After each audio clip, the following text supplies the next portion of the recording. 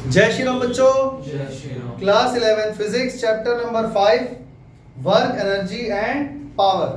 बच्चों last class में मैंने तुम लोगों को एनर्जी के बारे में समझा दिया था और मैंने तुम्हें काइनेटिक एनर्जी के बारे में भी बता दिया था। कोई मुझे बताएगा काइनेटिक एनर्जी का फॉर्मूला क्या होता है बच्चों? Half square half m v square. Half m v square. तो बच्चों देखो काइनेटिक एनर्जी का फॉर्मूला हमारे पास आ गया था हाफ एम वी स्क्वायर। कोई दिक्कत? लेकिन बच्चों एक बात बताओ, अगर कोई ऑब्जेक्ट मोशन में है, एक मासिव ऑब्जेक्ट जिसका कुछ वजन है और वो मोशन में है, तो उसके अंदर एनर्जी होगी कि नहीं होगी? कितनी? Half m v square. और उस एनर्जी को क्या बोलेंगे? इसके बारे में हम चर्चा कर चुके हैं लास्ट क्लास में, काइनेटिक एनर्जी बोलेंगे। लेकिन एक मिनट, अगर कोई मासिव ऑब्जेक्ट मोशन में है तो उसका कुछ मोमेंटम भी होगा, मास इनटू वेलोसिटी। हमने इसी चैप्टर में, पिछले चैप्टर में पढ़ा, मत भूलो। मोमेंटम का फॉर्मूला क्या होता है? मोमेंटम का फॉर्मूला पी से डिनोट करते हैं ना, मास इनटू वेलोसिटी। तो क्या काइनेटिक एनर्जी और मोमेंटम में कोई रिलेशन है? कुछ तो होगा, वही हम पढ़ने जा रहे हैं बच्चों। तो देखो मैं काइनेटिक एनर्जी को के बोल दूं, कोई दिक्कत तो नहीं है। K will be equal to half m v square. मैंने क्या करा, मैंने यहाँ पे मल्टीप्लाई और डिवाइड कर दिया एम से। Multiply and divide by M.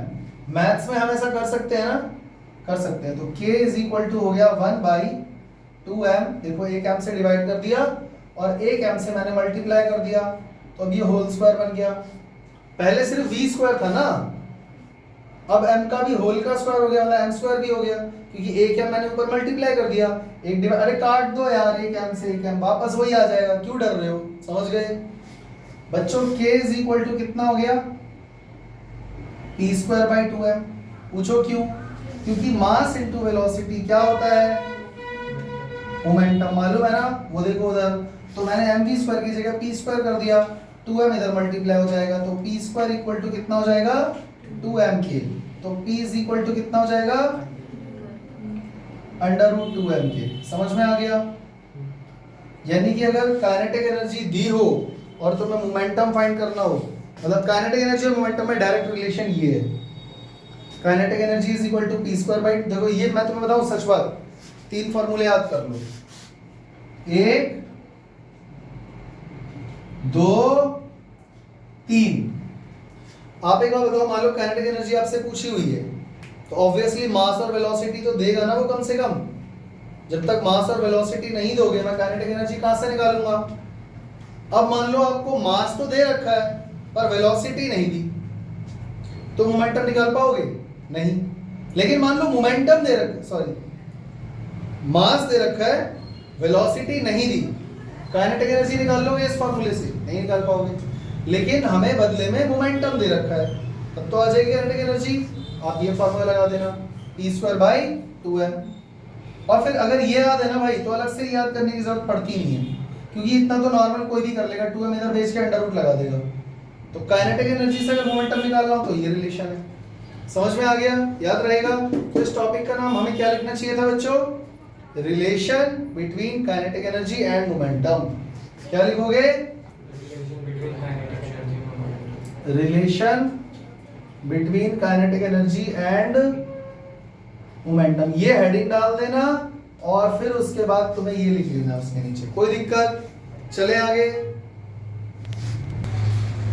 बच्चों। अब हम लोग पढ़ने जा रहे हैं वर्क एनर्जी थ्योरम। देखो वर्क एनर्जी थ्योरम 2 तरीके से प्रूव कर सकते हैं हम लोग, कांस्टेंट फोर्स से भी और वेरिएबल फोर्स से भी। मतलब वर्क एनर्जी थ्योरम फॉर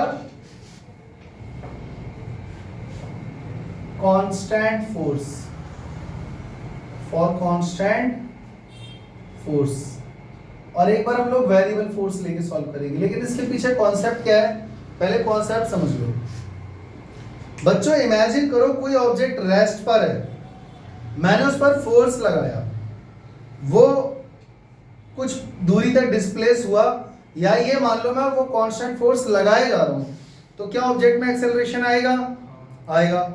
इतनी बात समझ में आ गई बच्चों? अगर एक्सेलरेशन आएगा तो उसकी वेलोसिटी बढ़ती ही चली जाएगी। तो इनिशियल वेलोसिटी क्या थी? 0। फाइनल वेलोसिटी क्या है? v। तो एक छोटा सा एग्जांपल लेते हैं। ऑब्जेक्ट पहले यहाँ पर था, अब इस टाइम पर वो यहाँ पर है। यहाँ पर इनिशियल वेलोसिटी 0 है, यहाँ पर फाइनल वेलोसिटी v है। तो यहाँ पर काइनेटिक एनर्जी कितनी हो गई? 0। और यहाँ पर काइनेटिक एनर्जी कितनी हो गई? Half mv²। इतनी बात समझ में आ गई? और इसके लिए मैंने इस पर लगाया क्या था बच्चों? कांस्टेंट फोर्स F और डिस्प्लेसमेंट हुआ s। ठीक है, अब आप मुझे ये बताओ काइनेटिक एनर्जी यहाँ क्या थी? 0। और यहाँ कितनी डेवलप हो गई?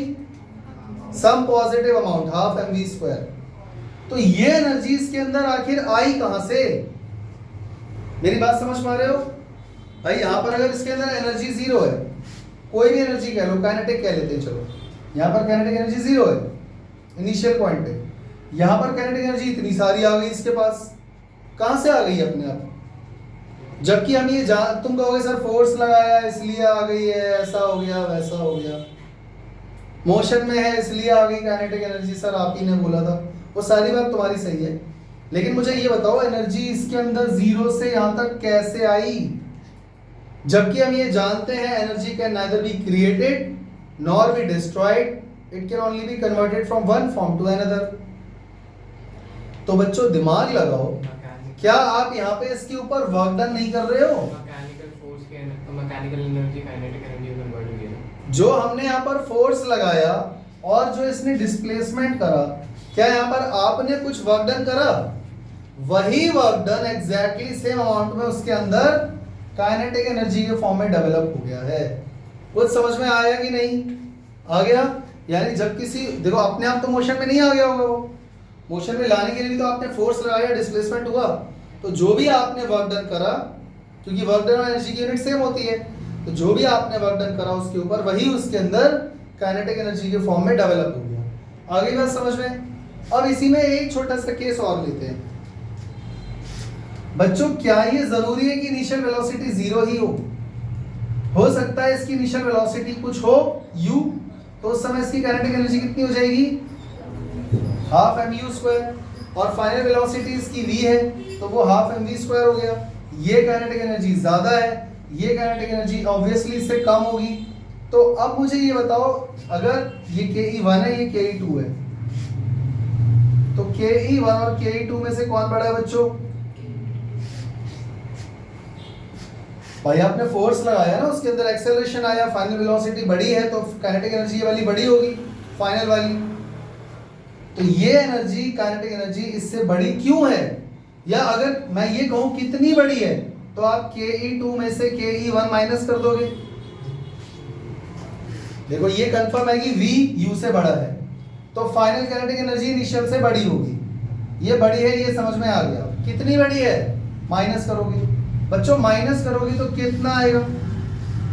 क्या आएगा? जब आप एनर्जी में से एनर्जी माइनस करोगे तो एनर्जी ही तो आएगी निकल के। लेंथ में से लेंथ माइनस करोगे, लेंथ आएगा। मास में से मास माइनस करोगे, मास आएगा। एनर्जी में से एनर्जी माइनस करोगे तो क्या निकल के आएगा? या तो एनर्जी निकल के आएगी, या कोई ऐसी क्वांटिटी निकल के आएगी जिसकी एटलीस्ट यूनिट तो सेम होनी चाहिए। तो इसका मतलब ये हुआ कि अगर ऑब्जेक्ट पहले से ही मोशन में था और मैंने आकर उस पर कुछ वर्क डन कर दिया, तो अब जो उसकी काइनेटिक एनर्जी बढ़ गई है, तो ये जो चेंज इन काइनेटिक एनर्जी आया है, ये किसकी वजह से आया है? उसी वर्क डन की वजह से, और एग्जैक्टली उतना ही वर्क डन के बराबर जो आपने उस ऑब्जेक्ट के ऊपर किया। आगे समझ में? बस दोनों केस में फर्क क्या है? पहले वो 0 पे था, वेलोसिटी 0 थी, फिर मोशन में उसको लाए। यहाँ पर वो पहले से ही मोशन में था और वेलोसिटी और बढ़ गई उसकी। तो चेंज इन काइनेटिक एनर्जी किसके इक्वल होता है? Amount of work done on the object. यानी किसी ऑब्जेक्ट पे आप जितना भी वर्क डन करोगे उतना ही उसके अंदर चेंज इन काइनेटिक एनर्जी आएगा। अब ज्यादा वर्क डन करो तो ज्यादा काइनेटिक एनर्जी में चेंज आएगा, कम करोगे कम आएगा। समझ में आ गया? यही है वर्क एनर्जी थ्योरम। कितने बच्चों को ये बात समझ में आ गई? आ गई? बस यही चीज अब हमें प्रूफ करनी है, यही चीज बस हमको प्रूफ करनी है, काम खत्म हो जाएगा। तो हम पढ़ने जा रहे हैं work energy theorem for a constant force. तो बच्चों क्या मुझे ये सब बताना पड़ेगा दोबारा से कि let a force F is applied on an object of mass m due to which it displaces some distance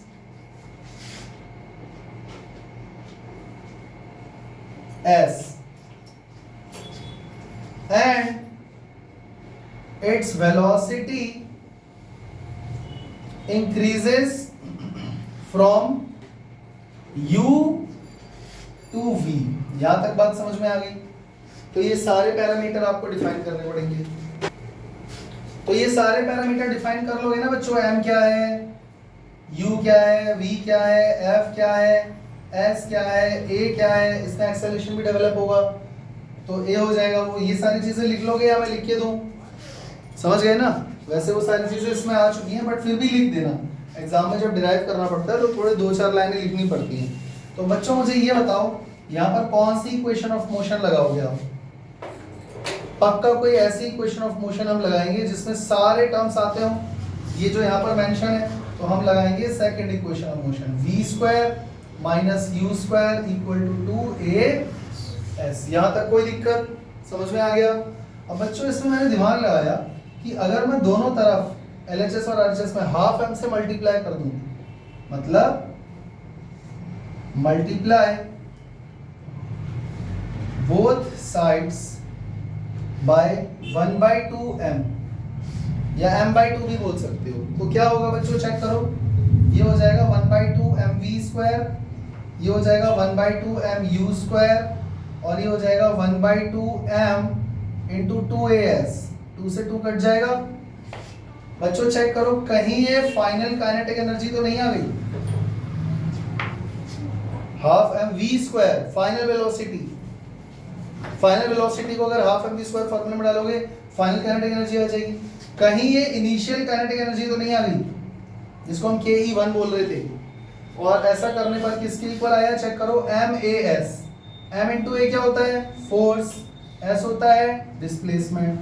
तो बच्चों change in kinetic energy KEF minus KEI is equal to कितना आ गया? Work done.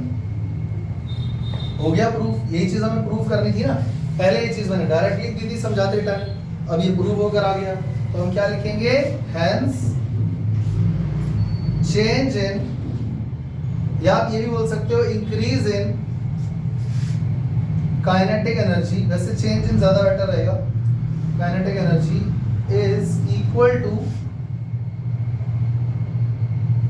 Amount of work done on that object. यही है आपका work energy theorem. समझ में आ गया? फिर से सुन लो एक बार ध्यान से, किसी ऑब्जेक्ट के ऊपर जितना आप वर्क डन करोगे उतना ही ज्यादा उसमें चेंज इन काइनेटिक एनर्जी आएगी। क्योंकि आप देखो दो ही तरीके हैं, अगर आप किसी ऑब्जेक्ट पे फोर्स लगा रहे हो, वर्क डन कर रहे हो, तो यहाँ दो ही चीजें होती हैं इस दुनिया में। या तो वो सारा वर्क डन उस बॉडी के अंदर स्टोर हो जाएगा, वो उसको अपने अंदर कैद कर लेगा, तो वो उसके अंदर किसके फॉर्म में स्टोर हो गया? Potential energy. और या फिर अगर आप किसी ऑब्जेक्ट के ऊपर फोर्स लगाओगे और वो अपने अंदर स्टोर नहीं कर पा रहा है तो वो बेचारा चल देगा आपके साथ। समझ में आ रहा है? यही तो होता है, किसी भारी ऑब्जेक्ट को आप धक्का मारोगे, वो अपने अंदर एनर्जी स्टोर नहीं कर पा रहा तो वो मूव हो जाएगा उसी डायरेक्शन में, और मूव होगा तो वेलोसिटी बनेगी उसकी, कुछ ना कुछ वेलोसिटी बनेगी तो काइनेटिक एनर्जी में चेंज आएगा। तो कितना चेंज आएगा काइनेटिक एनर्जी में? उतना ही जितना आपने उसके ऊपर वर्क डन किया था। या कई बार ऐसा होता है कि वो ऑब्जेक्ट मूव नहीं करता, वो अपनी जगह अड़ा रहता है, लेकिन वो अपने अंदर एनर्जी स्टोर करता रहता है, जो कि हम बाद में पढ़ेंगे पोटेंशियल एनर्जी में। तब वो वर्क डन आपका वेस्ट नहीं हुआ। आप ये मत सोचना ऑब्जेक्ट मूव नहीं हुआ, उसके अंदर स्टोर हो गया पोटेंशियल एनर्जी के फॉर्म में। समझ में आ गया? तो ये हो गई आपकी work energy theorem for constant force. पर कई बार work energy theorem variable force से प्रूव करने को भी बोल देता है। करें वो भी एक बार। अब हम पढ़ने जा रहे हैं work energy theorem for variable force. तो बच्चों ऐसा नहीं है कि ये कोई नया टॉपिक है, यहां कुछ नया मिल जाएगा। चाहे आप कांस्टेंट फोर्स लगाओ चाहे वेरिएबल फोर्स लगाओ, उस वेरिएबल की वजह से होना डिस्प्लेसमेंट ही है, आना चेंज इन काइनेटिक एनर्जी ही है। और काइनेटिक एनर्जी में कितना चेंज आएगा? उतना ही जितना आपने उसके ऑब्जेक्ट के ऊपर वर्क डन किया है। चीज यहाँ भी वही है, कोई फर्क नहीं है, बस थोड़ा सा सॉल्व करते टाइम बीच में चीजें चेंज हो जाएंगी। वो इसलिए क्योंकि यहाँ पर वेरिएबल फोर्स लिया हुआ है। तो जब फोर्स कांस्टेंट नहीं है, वेरिएबल फोर्स है, तो आप इकट्ठा टोटल वर्क डन एक बार में निकाल पाओगे? नहीं निकाल पाओगे। वही वाला ग्राफ बन जाएगा ना एक तरीके से। ऐसे सोचो ना कि फोर्स वेरिएबल है, ये क्या है? फोर्स। ये क्या है? डिस्प्लेसमेंट। तो आप इकट्ठा इसके नीचे का एरिया पूरा निकाल लोगे एक बार में? नहीं निकाल पाओगे ना, ये वाला शेडेड रीजन इकट्ठा एक बार में नहीं निकाल पाओगे। तो ऐसे में आप छोटी सी स्ट्रिप काटते हो और पहले छोटा सा वर्क डन फाइंड करते हो। इसका थिकनेस कितनी है बच्चों? ds। समझ में आ रहा है? तो यहां पर हम लोग क्या करेंगे? स्मॉल वर्क डन फाइंड करेंगे। Small work done. Small work done कैसे होता है बच्चों? dw का फॉर्मूला क्या हुआ? F into ds, F dot ds। भाई छोटा सा वर्क डन निकालने के लिए छोटा सा ही तो डिस्प्लेसमेंट करवाओगे। तो यहाँ पे जरा चेक करो, dw इज इक्वल टू कितना हो जाएगा? F ds cos थीटा, और थीटा यहाँ पर 0 डिग्री हो जाएगा। तो छोटा सा वर्क डन बच्चों कितना हो गया? F into ds, क्योंकि cos 0 डिग्री की वैल्यू होती है 1। यहां तक कोई दिक्कत बच्चों? यहां तक समझ में आ गया? पक्का? तो फर्स्ट इक्वेशन में हम खाली वैल्यू पुट कर देंगे या इसको इंटीग्रेट कर देंगे तो हमारा आंसर आ जाएगा। ठीक है, अब आप चेक करो F इक्वल टू क्या होता है। पहले एक बात बताओ, देखो ये कंफर्म है, ये छोटा सा वर्क डन है। अगर मैं इसको इंटीग्रेट कर दूं both side, total work done आ जाएगा। और सॉल्व करते करते टोटल वर्क डन अगर खुद ही आ जाए kf माइनस ki के इक्वल, तो हमारा काम तो हो गया ना। वही कर रहे हैं बस। F इक्वल टू क्या होता है बच्चों? ma स्क्वायर, सिर्फ ma।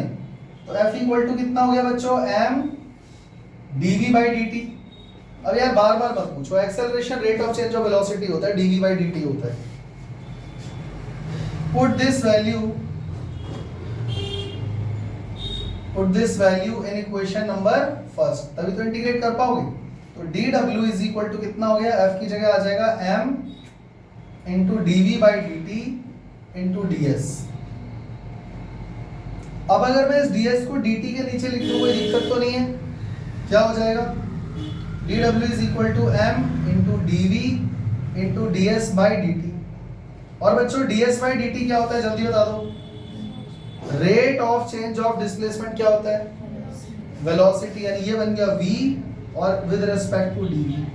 अब आप इसको इंटीग्रेट कर दो, integrate both sides.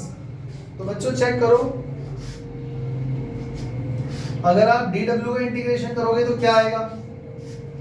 Total work done आ जाएगा नेक्स्ट स्टेप में। और इधर भी इंटीग्रेट करना है, इंटीग्रेशन करना है mv dv का, u से लेकर v तक, इनिशियल वेलोसिटी से फाइनल तक। तो dw का इंटीग्रेशन करोगे टोटल वर्क डन आ जाएगा।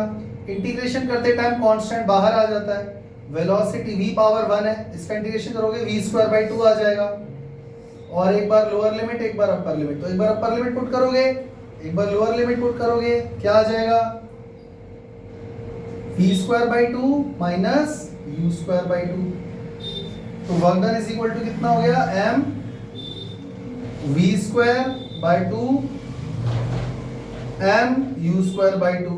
तो वर्क डन किसके इक्वल आ गया? चेक करो, kinetic energy final minus kinetic energy initial, यही तो लाना था। हो गया, यानी जो भी आपने वर्क डन करा वो असल में किसके इक्वल है? Change in kinetic energy. यही है वर्क एनर्जी थ्योरम। वर्क जो आपने किया किसी ऑब्जेक्ट के ऊपर, वो गया कहाँ? वो दिखाई क्यों नहीं दे रहा? क्योंकि वो यूज हो गया उस ऑब्जेक्ट की काइनेटिक एनर्जी को इंक्रीज करने में। समझ में आ गया? या डिक्रीज करने में भी हो सकता है।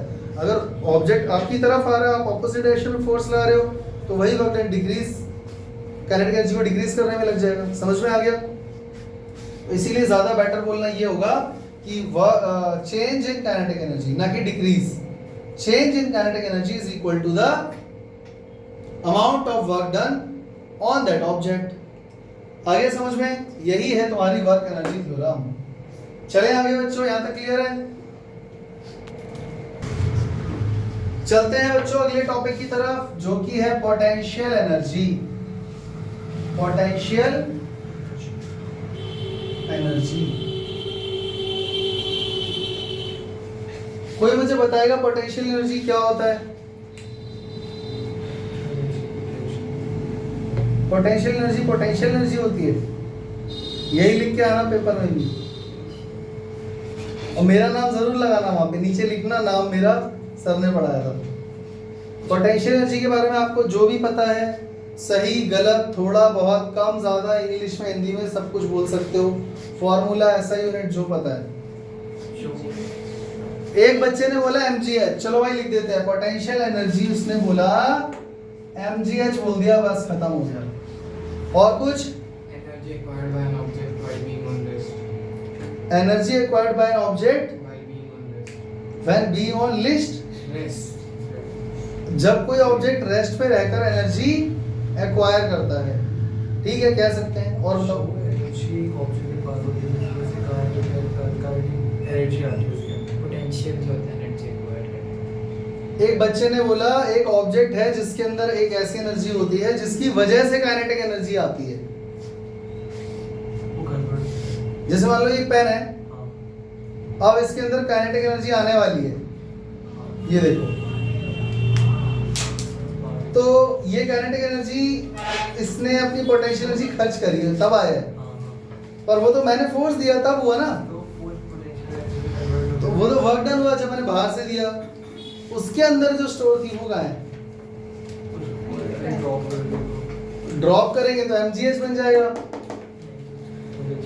देखो अगर मैं सवाल पूछता रहूंगा और तुम्हारे जवाबों को गलत साबित करता रहूंगा तो उससे कुछ नहीं होने वाला। आज मैं तुम्हें कुछ समझाने जा रहा हूँ, बच्चों बहुत ध्यान से सुनना। हो सकता है आज की क्लास में पोटेंशियल एनर्जी कंप्लीट ना हो पाए, लेकिन जो मैं समझाने जा रहा हूँ वो बहुत अहम है, वो 12th में भी काम आएगा और तुम्हारे 11th में भी काम आएगा। सबसे पहले अपने दिमाग से ये फॉर्मूला निकाल दो, mgh पोटेंशियल एनर्जी नहीं है। मैं ये नहीं कह रहा हूँ कि फॉर्मूला गलत है या जो 9th क्लास में आपने फॉर्मूला रटा था वो सब गलत, वो सब सही है, पर जो तुमने ये रट रखा है ना कि जहां पोटेंशियल एनर्जी आ गया हाँ मैं mgh डाल दूंगा खत्म, ये सोच गलत है। तो पहले पोटेंशियल एनर्जी को हमें समझना पड़ेगा होता क्या है। बच्चों देखो ध्यान से सुनना, कोई भी बॉडी अपनी कॉन्फ़िगरेशन को अगर चेंज करता है, कॉन्फ़िगरेशन मतलब समझ रहे हो ना, हम उस पर देखो वर्क डन तो कर रहे हैं नो डाउट, अगर हम वर्क डन नहीं करेंगे ना तो उसके अंदर कुछ भी स्टोर नहीं होने वाला। ठीक वैसे ही जैसे अभी मैंने तुम्हें वर्क एनर्जी थ्योरम पढ़ाया था, तो काइनेटिक एनर्जी में चेंज कब आया? जब हमने वर्क डन करा। अगर मैं वर्क डन ही ना करूं तो क्या उसकी काइनेटिक एनर्जी में कोई चेंज आएगा? नहीं आएगा। वो अगर रेस्ट पर है तो रेस्ट पर ही रहेगा, मोशन में है तो उसी वेलोसिटी के साथ मोशन में रहेगा, अगर फ्रिक्शन ना लगे तो। समझ में आ रही है बात? यानी मैंने वर्क डन करा तब काइनेटिक एनर्जी उसके अंदर आई, आया। ठीक उसी तरीके से पोटेंशियल एनर्जी भी किसी बॉडी के अंदर तब स्टोर होगी जब उसका क्या चेंज हो जाएगा? कॉन्फ़िगरेशन। समझ में आ गया? देखो एक बारी में एक सेंटेंस से समझ में नहीं आएगा, मुझे बहुत सारे एग्जांपल देने पड़ेंगे। आप इसको ऐसे समझो, अभी मैं देखो कोई डेफिनेशन नहीं लिखने जा रहा, ना ही मैं कोई किताबी भाषा यूज कर रहा हूँ, मतलब बिल्कुल देहाती भाषा में मैं सोच रहा हूँ कि तुम अपने दिमाग में पहले फिट करो कि होता क्या पोटेंशियल एनर्जी। पोटेंशियल एनर्जी एक प्रकार की स्टोर्ड एनर्जी है। किसी बॉडी के अंदर ये एनर्जी क्या है? स्टोर है। पहले ये फिट कर लो दिमाग में, ये एनर्जी इसके अंदर आई कहां से, स्टोर कैसे हुई? पक्का मैंने इसके ऊपर कुछ वर्क डन किया होगा। नहीं आ रहेगा समझ में? अभी तो बताया वर्क डन करूंगा तभी काइनेटिक एनर्जी आएगी, उसके ऊपर मैं वर्क डन करूंगा तभी उसके अंदर एनर्जी स्टोर होगी। तो पक्का मैंने ऑब्जेक्ट के ऊपर क्या किया है, वर्क डन, और एग्जैक्टली जितना मैंने उसके ऊपर वर्क डन किया है उतना ही उसके अंदर एनर्जी स्टोर हुई है। कौन सी एनर्जी, पोटेंशियल एनर्जी। ये क्लियर हो गया बच्चों। अगर मैंने सच में उसके ऊपर वर्क डन किया है तो वर्क डन का मतलब क्या है, पक्का मैंने कुछ फोर्स लगाया होगा, पक्का मैंने कोई फोर्स लगाया होगा। बिना फोर्स लगाए वर्क डन करके दिखाओ। हम एक एक करके चीजों को डेप्थ में लेके जा रहे हैं। तो पक्का वर्क डन करने के लिए मैंने फोर्स लगाया होगा। डिस्प्लेसमेंट तो होता ही है, वो तो देख ही लेंगे, यहाँ से यहाँ तक चला गया, बात खत्म होगी, कोई नई चीज नहीं है। पर फोर्स अप्लाई किया होगा। तो ये जो फोर्स मैंने अप्लाई किया है ना, पक्का मैंने किसी के अगेंस्ट में किया होगा, अगेंस्ट समथिंग। समझ में आ गया? क्योंकि आप कभी भी किसी ऑब्जेक्ट के ऊपर फोर्स नहीं लगा सकते अगर विपरीत में कोई नहीं है, अगर ऑपोजिशन में कोई नहीं है, अगर कोई आपके अगेंस्ट नहीं है तो आप फोर्स नहीं लगा सकते। अगर आप लगा सकते हो तो जरा मुझे हवा पे धक्का मार के लगा के दिखाओ। इस कमरे में हवा है ना, जरा धक्का मारो हवा पे, लगाओ फोर्स उस पे। फिर भी देखो एटॉमिक लेवल पे जाओगे तो कहीं ना कहीं फोर्स लगा हुआ माना जाएगा, क्योंकि एयर में भी बहुत सारे मॉलिक्यूल्स और एटम्स होते हैं, गैसेस के आयंस होते हैं। हम मान लेंगे हमने उसको धक्का दे दिया, पर फिर भी समझ पा रहे हो मैं क्या कह रहा हूँ? उतना एटॉमिक लेवल पे जाने की जरूरत नहीं है। आप बस मुझे कैसे भी करके फोर्स लगा के, धक्का लगा के बताओ हवा के ऊपर। लगा पा रहे हो? नहीं लगा पा रहे ना? क्यों? क्योंकि अगेंस्ट में कोई नहीं है, आपके विपरीत में कोई नहीं है, आपको कोई रोक नहीं रहा। समझ में आ रहा है? अब आप अपने दोस्त का हाथ पकड़ो और तुम उसको धक्का मारो और वो भी तुम्हें धक्का मारेगा। अरे कुश्ती लड़ते हैं ना, ऐसे हाथ पकड़ के फिर धक्का मारते हैं एक दूसरे को। क्या अब आप फोर्स लगा पा रहे हो? क्यों लगा पा रहे हो? क्योंकि कोई अगेंस्ट में है। ये बहुत अहम चीज है जो मैं तुम्हें समझा रहा हूं, ध्यान से सुन लो। जब तक कोई अगेंस्ट में नहीं होगा, ऑपोजिट फोर्स नहीं होगा, तब तक आप फोर्स नहीं लगा सकते। या दो दोस्त अपना हाथ पकड़ के एक दूसरे को खींच रहे हैं, तब भी फोर्स लग रहा है, क्योंकि आप उसको इधर खींच रहे हो और वो ऑपोजिट डायरेक्शन में खींच रहा है। तो फोर्स आप किसी भी ऑब्जेक्ट पे सिर्फ और सिर्फ तभी लगा सकते हो जब कोई अगेंस्ट में दूसरा फोर्स होगा। अगेंस्ट में समथिंग नहीं बल्कि कोई फोर्स होगा। ये बात समझ में आई? या पैराग्राफ में लिखूं तभी समझोगे? पहले ये रट लो, अभी समझाता हूं, अभी और समझाता हूं, अभी समझाया नहीं है। पोटेंशियल एनर्जी किसी बॉडी के अंदर स्टोर्ड एनर्जी होती है। वो स्टोर इसलिए हुई है कि मैंने उसके ऊपर कुछ वर्क डन किया है। जितना भी वर्क डन मैंने उसके ऊपर करा उतना ही उसके अंदर एनर्जी स्टोर हो गई। अगर मैंने वर्क डन किया है तो पक्का मैंने क्या लगाया होगा बच्चों? फोर्स। ये जो फोर्स मैंने लगाया है ये मैं इसलिए लगा पा रहा हूं क्योंकि कोई उसके अगेंस्ट में है। अगर कोई अगेंस्ट में नहीं होगा तो कोई फोर्स मैं अप्लाई नहीं कर पाऊंगा, और अब फोर्स नहीं अप्लाई कर पाऊंगा तो वर्क डन नहीं माना जाएगा। वर्क डन नहीं होगा तो एनर्जी कहां से स्टोर होगी? इतनी बात समझ में आ गई। अब ये जो अगेंस्ट में कोई दूसरा फोर्स है ना, ये बॉडी का इंटरनल कॉन्फ़िगरेशन चेंज कर रहा है। ये क्या कर रहा है?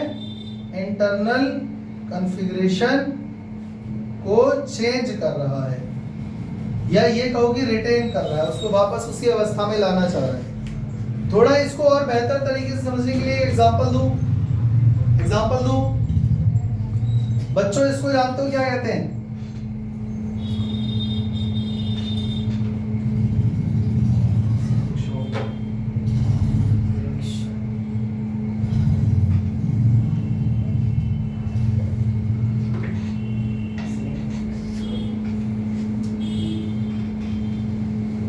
सभी जानते हैं इसको क्या कहते हैं? क्या कहते हैं? हिंदी में कहते हैं गुलेल, इंग्लिश में कहते हैं स्लिंग शॉट। ठीक है, अब कहानी ध्यान से सुनते रहना बच्चों। ये गुलेल है, ठीक है, इसमें मैंने एक पत्थर को फंसाया और ऐसे खींचा। किसको खींचा? गुलेल को नहीं, रबड़ बैंड को। एक्चुअली वहां पे खींचने का काम किसका हो रहा है? जो इलास्टिक बैंड है। और मैंने इसको यहां तक खींचा, इतना डिस्टेंस। बच्चों चेक करो, अभी मैंने उसको छोड़ा नहीं है। छोड़ दूंगा तो वो आगे चला जाएगा, भाग जाएगा। हाँ या ना? मैंने बस उसमें गुलेल में पत्थर को फंसा के इतना यहां तक खींचा हुआ है। क्या उसके अंदर एनर्जी स्टोर हो गई? अरे इसमें तो एग्री कर लो, पत्थर या कुछ भी ऑब्जेक्ट आपने उसमें फंसा कर और इसको खींचा, छोड़ा नहीं, अभी पकड़ रखा है, एनर्जी है इसके अंदर स्टोर या नहीं है? अगर नहीं हो रहा भरोसा भैया छोड़ के देख लेना, अपने दोस्त को मार देना, उसके सर पे लगेगा, वो बता देगा तुमको फिर कि फोर्स एनर्जी स्टोर है कि नहीं है। समझ में आ गया? तो यानी एनर्जी तो स्टोर हुई। अब आप एक बात बताओ, उसके अंदर जो एनर्जी स्टोर हुई जिसको हम पोटेंशियल एनर्जी बोल रहे हैं, वो क्यों हुई? क्या आपने वर्णन किया? हाँ किया। देखो मैंने फोर्स लगाया, खींचा नहीं है मैंने, पुल नहीं करा, पुल करा है ना, खींचा है ना, फोर्स लगाया तो है। और डिस्प्लेसमेंट हुआ, अरे यहां से यहां तक ये डिस्प्लेसमेंट ही तो है भैया। अब आप बताओ वर्क डन लगा नहीं लगा? लाइव दिख रहा है, आंखों से नजर आ रहा है। अच्छा ये वर्क डन मैं क्यों लगा पाया?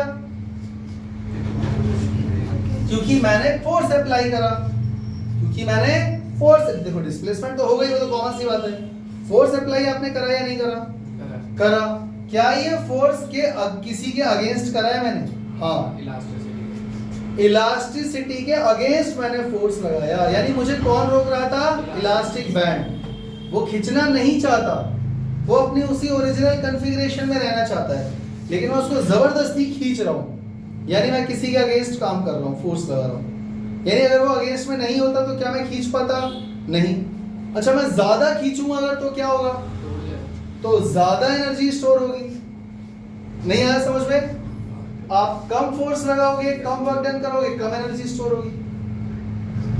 आप ज्यादा खींचोगे, सोच के देखो, ज्यादा खींचने का मतलब है ज्यादा डिस्प्लेसमेंट हुआ, ज्यादा फोर्स लगाया तो एनर्जी ज्यादा स्टोर होगी, तो वो ज्यादा दूर तक जाएगा। ये बात सबको समझ में आई है नहीं आई? तो ये पोटेंशियल एनर्जी माना जाएगा या नहीं माना जाएगा जो इसमें स्टोर है? कौन सी पोटेंशियल एनर्जी है ये है इलास्टिक पोटेंशियल एनर्जी। आ गई बात समझ में? तो यहाँ पे एमजीएच का कोई कॉन्सेप्ट यूज हुआ तो तुम तो तब से एमजीएच चिल्ला रहे हो। अब आ गई बात समझ में? चलो आगे चलते हैं बच्चों। एक और एग्जांपल लेके समझाने जा रहा हूँ, ध्यान से सुन लो। आज की क्लास इसीलिए इंपॉर्टेंट है क्योंकि पोटेंशियल एनर्जी क्या होता है तुम्हारे दिमाग में फिट हो जाएगा। पॉजिटिव और पॉजिटिव चार्ज में क्या होता है? नेगेटिव नेगेटिव में रिपल्शन, पॉजिटिव नेगेटिव में क्या होता है? अट्रैक्शन। समझ में आ गया? अब बच्चों ध्यान से देखो, यहां पर एक बहुत बड़ी मैंने प्लेट लगा दी, मैंने एक बहुत बड़ी प्लेट लगा दी और इस पूरी प्लेट पर कौन सा चार्ज है बच्चों? समझ पा रहे हो? तो अब आप चेक करो, इसके सामने का जो पूरा रीजन है वहां इलेक्ट्रिक फील्ड होगा। जैसे मैग्नेटिक फील्ड होता है वैसे इलेक्ट्रिक फील्ड भी होता है। अब मान लो यहां पर मैं किसी पॉजिटिव चार्ज को इंफिनिटी से यहां पर लेकर आ गया, ये कोई पॉजिटिव चार्ज है Q, क्या ये यहां रुकना चाहता है? नहीं। क्यों? क्योंकि पॉजिटिव और पॉजिटिव में रिपल्शन हो रहा है। ये प्लेट इसको धक्का मारेगी और ये भी इस प्लेट को धक्का मारेगा, पर प्लेट बड़ी है, प्लेट कहीं नहीं जाएगी, मासिव है वो, तो ये इसके पास आना नहीं चाहता। पर बच्चों मुझे एक बात बताओ, अगर मैं इस पॉजिटिव चार्ज को पकड़कर जबरदस्ती धक्का मार के इस पोजीशन पे ले आऊं, मेरी बात समझ में आई? इस पॉजिटिव चार्ज को जो इसके पास आना चाहता ही नहीं है, जबरदस्ती पकड़ के खींच कर यहां ले आऊं, और अभी मैंने इसको पकड़ रखा है, छोड़ा नहीं है, छोड़ दूंगा तो ये भाग जाएगा। ये बिल्कुल गुलेल की तरह काम नहीं कर रहा, सोच के देखो। तो अभी मैंने क्योंकि इसको पकड़ रखा है, इसको छोड़ा नहीं है, क्या इसके अंदर एनर्जी स्टोर है? कौन सी एनर्जी? Potential energy. आगे बात समझ में? तो इसके अंदर कौन सी एनर्जी स्टोर है बच्चों? Potential energy. और इसको बोलते हैं इलेक्ट्रोस्टैटिक पोटेंशियल एनर्जी। आ गई बात समझ में? चलो एक बार फिर से यही पूरा कॉन्सेप्ट लगा के देखते हैं। पोटेंशियल एनर्जी कहां से आई? Stored energy. ये एनर्जी इसके अंदर स्टोर क्यों हुई? पकड़ रखा है ना, एनर्जी स्टोर है इसके अंदर। कहां से आई? पक्का आपने वर्क करा होगा। क्या मैंने इसको यहां से यहां तक खींचने में फोर्स नहीं लगाया? लगाया ना? क्या डिस्प्लेसमेंट नहीं हुआ यहां से यहां तक? हुआ ना? यानी मैंने वर्क डन लगाया, तुम्हारे सामने लगाया है। अच्छा ये वर्क डन मैं तभी लगा पाया क्योंकि मैंने फोर्स लगाया, बिना फोर्स के वर्क डन हो जाएगा, तो पक्का मैंने फोर्स लगाया है। फोर्स मैं इसीलिए लगा पाया क्योंकि कोई अगेंस्ट में था। चेक करो, अगेंस्ट में कोई था। अगेंस्ट में कौन था? Repulsive force. रिपल्सिव फोर्स, ये इसको धक्का मार रहा है, ये उधर भेज रहा है, ये इसको पास आने देना नहीं चाहता, और मैं उसके अगेंस्ट इसको खींच रहा हूं। तो किसी के ऑपोजिशन में काम कर रहा हूं ना, कोई मेरे अगेंस्ट में है या नहीं है, तभी तो मैं फोर्स लगा पाया। और क्योंकि मैं फोर्स लगा पाया इसीलिए वर्क डन मैं कर पाया, और इसीलिए उतना ही वर्क डन उसमें स्टोर हो गया पोटेंशियल एनर्जी के फॉर्म में। अगर आप इसको छोड़ दोगे तो ये वापस अपनी उसी कॉन्फ़िगरेशन में चला जाएगा जिस पे ये रहना चाहता है, जिस पर ये स्टेबल है। जैसे गुलेल आपने खींच के पकड़ रखी है तो उसके अंदर पोटेंशियल एनर्जी स्टोर है, आप उसको छोड़ दोगे तो फिर वापस इलास्टिक बैंड अपनी उसी स्टेट में आ जाएगा जिसमें वो रहता है, जीरो कॉन्फ़िगरेशन में। अब आ गई बात समझ में? तो बच्चों यहाँ पर कहीं एमजीएच का कॉन्सेप्ट यूज हुआ, फिर कहां से आ गया एमजीएच? यहां तक की कहानी क्लियर हो गई। एक और आगे चले, समझे एक चीज को। एक और एग्जांपल देता हूं बच्चों, यही चीज समझाने के लिए मैं तुम्हें एक एग्जांपल और दे रहा हूं। इतना डेप्थ में तुमको कोई बताएगा नहीं, मैं बता रहा हूं, ध्यान से सुनो। एक ऑब्जेक्ट है, यह है बच्चों ग्राउंड, मतलब सबसे नीचे लेवल है, इसमें हाइट कितनी है? 0। यहां पर एक ऑब्जेक्ट रखा हुआ है, ये रहा, और इसको उठाकर मैं ले गया यहां तक। कितनी हाइट तक? h। अब तुम लोगों को थोड़ी खुशी मिल रही होगी, अब 9th वाला फॉर्मूला यूज होने वाला है, अब ये आने वाला है। ये कहां से आया ये भी मैं बता रहा हूं, ये गलत नहीं है। मैंने ये नहीं कहा कि ये गलत है, मैंने कहा कि हर जगह जो तुम पोटेंशियल एनर्जी में एमजीएस लगा रहे हो ना, वो चीज गलत है। और अगर लगा रहे हो तो फिर कॉन्सेप्ट पता होना चाहिए, ये इसमें फॉलो हो रहा है। कभी चेक करा इस चीज को? नहीं करा, आज करते हैं। इस ऑब्जेक्ट का मास है m, इसको h हाइट तक ले जाया गया, यहां तक, और यहां पर हाइट थी 0, यहां पर हाइट हो गई h, कोई दिक्कत? तो इस समय अभी मैंने इसको छोड़ा नहीं है, छोड़ दूंगा तो ये नीचे गिर जाएगा। नहीं आ रहा क्या थी समझ में? अरे गुलेल को छोड़ दोगे तो वो उड़ जाएगी, फिर कहाँ स्टोर हुई एनर्जी? वो तो यूज कर लिया आपने स्टोर्ड एनर्जी, पकड़ के रखना है वहीं पे, तभी तो स्टोर मानी जाएगी। समझ में आ रहा है? ठीक वैसे ही वो जो इलास्टिक वाला था, इलेक्ट्रोस्टैटिक वाला, चार्ज को पकड़ रखा है, वैसे ही मैंने इसको हाथ पे ऐसे रखा और मैंने ताकत लगा के इसको उठा के यहाँ पे रोक दिया, अभी रोक रखा है। क्या एनर्जी स्टोर है इसके अंदर? कौन सी एनर्जी? Potential energy. और जैसे ही मैं इसको ऐसे छोड़ दूंगा ये वापस गिर जाएगा, तो आपने पोटेंशियल एनर्जी यूज कर ली। आ गई बात समझ में? अब सवाल ये है कि यहाँ पर एनर्जी आखिर स्टोर क्यों है?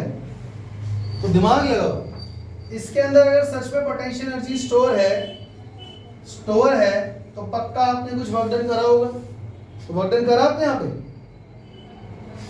अरे भाई मैंने वर्क डन किया तो है, देखो मैंने कितना सारा फोर्स लगाया है इसको उठाने में। वर्क डन फाइंड करना ही है तो फोर्स इनटू डिस्प्लेसमेंट निकाल लो। तो बच्चों फोर्स कितना लगाया मैंने? उतना ही जितना इसका वेट है, और वेट है mg। और डिस्प्लेसमेंट कितना करा बच्चों मैंने? h हाइट तक ले गया, h। मैंने कितना वर्क डन करा? इतना, और वही इसके अंदर स्टोर हो गया किसके फॉर्म में? अब आ गया समझ में mgh कहां से आया? तो ये जो आपको पोटेंशियल एनर्जी नजर आ रही है, जो बोर्ड पे मैंने भी लिखा है, इसको बोलते हैं ग्रेविटेशनल पोटेंशियल एनर्जी। तो अगली बार जब आपसे कोई ग्रेविटेशनल पोटेंशियल एनर्जी बोले ना, तभी mgh यूज करना, हर जगह नहीं। मैंने पोटेंशियल एनर्जी पूछा था, ग्रेविटेशनल पोटेंशियल एनर्जी नहीं पूछा था। अभी दोबारा समझाऊं ये सारा, लो आ जाओ। क्या आपने वर्क डन करा? हाँ ये रहा।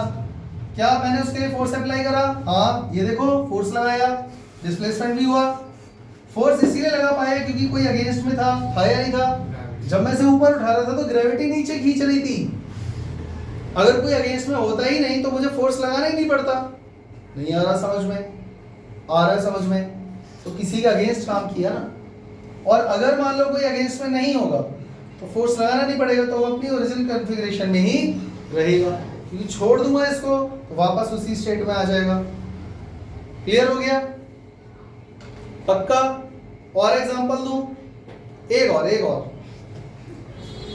देखो, आज हम सिर्फ यही कॉन्सेप्ट समझने वाले हैं। आज इससे अलावा मैं तुम्हें पोटेंशियल एनर्जी में कुछ समझा तो रहा नहीं हूं, तो समझ ही लो भाई अच्छे से। ये चीज जहां जहां यूज होती है वो तुम्हें सारे फंडे बता दे रहा हूं। बच्चों, तुमने कभी जिंदगी में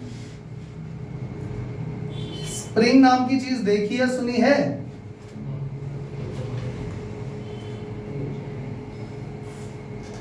क्या है? लिख क्या रहे हो? इधर देखो, इधर। ये इसकी स्टेबल कंडीशन मान लेते हैं। मतलब स्प्रिंग को ना मैंने अभी कंप्रेस किया ना मैंने उसे खींचा, ठीक है? ये उसकी स्टेबल कंडीशन है। मान लेते हैं डिस्प्लेसमेंट है 0। अब बच्चों दिमाग लगाओ, अगर मैं इस स्प्रिंग को यहां से कंप्रेस करता हूं और ये हाईली कंप्रेस्ड होकर के छोटे से एरिया में सिमट गई, यहां पे यहां तक आ गई, तो मैंने कितना डिस्प्लेसमेंट करा? x जो भी है, यहां से नापा जाएगा। और मैंने अभी इसको छोड़ा नहीं है, पकड़ रखा है। क्या इसके अंदर पोटेंशियल एनर्जी स्टोर होगी? हाँ। कौन सी एनर्जी? Potential energy. क्यों? क्योंकि मैंने इस पर वर्क डन किया भी है। हाँ किया है। देखो मैंने फोर्स लगाया, देखो डिस्प्लेसमेंट भी हुआ। तो सर आपने फोर्स किसके अगेंस्ट लगाया? स्प्रिंग के अगेंस्ट, क्योंकि स्प्रिंग दबना नहीं चाहती है, वो बाहर भागना चाहती है और मैं उसको जबरदस्ती कंप्रेस कर रहा हूं, तो मैं किसी के अगेंस्ट काम कर रहा हूं, इसलिए मैं फोर्स अप्लाई कर पाया। समझ गए? तो ये कौन सा हो गया स्प्रिंग की पोटेंशियल एनर्जी। स्प्रिंग की पोटेंशियल एनर्जी हो गई है। आ गया समझ में? क्योंकि जैसे ही आप इसको छोड़ोगे वो बाहर भाग जाएगी और वापस आकर के ऐसे वाइब्रेट होते यहाँ पे आके रुक जाएगी। सही है? आप इसका उल्टा भी सोच सकते हो, अगर इस स्टेबल पोजीशन से मैं इसको कंप्रेस के बजाय खींचता तो क्या होता बच्चों? तो ये स्प्रिंग थोड़ी सी एक्सपैंड होके यहाँ तक चली जाती, तो यहाँ से यहाँ तक का डिस्प्लेसमेंट कितना हो गया मान लो स्टेबल पोजीशन से? y। अभी भी इसके अंदर पोटेंशियल एनर्जी स्टोर है। देखो मैंने इसको ऐसे खींचा और पकड़ रखा है, छोड़ा नहीं है, तो एनर्जी स्टोर है। कौन सी? पोटेंशियल। क्योंकि जैसे ही छोड़ूंगा वापस वो अपनी स्टेबल पोजीशन में आ जाएगा। फोर्स लगाया, हाँ खींचने में फोर्स लगाया। डिस्प्लेसमेंट हुआ, हाँ y। किसके अगेंस्ट काम करा आपने? स्प्रिंग के। वो बाहर खींचना नहीं चाहती, वो अपनी इस पोजीशन में रहना चाहती है, उसको जबरदस्ती खींच रहा हूं मैं। आगे बात समझ में? तो अब जब भी कोई बोलेगा ना पोटेंशियल एनर्जी क्या होता है, तो तुम क्या बोलोगे?